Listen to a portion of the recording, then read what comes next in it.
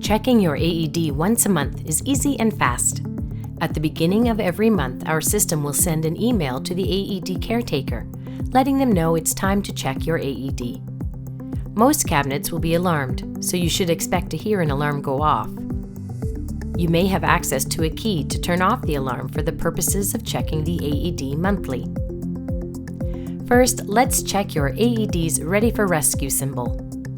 Look for the indicator as circled in this video. Now, let's check the pads for an expiry date. Again, this video will show you exactly where to find the date.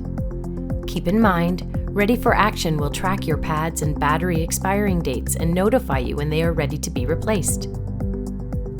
Let's confirm the AED's first aid kit is present and complete.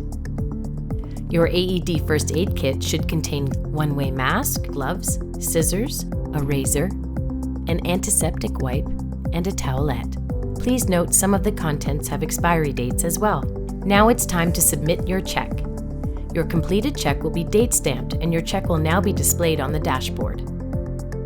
That's it until next month. Thank you for doing your part to ensure a cardiac-safe environment for all.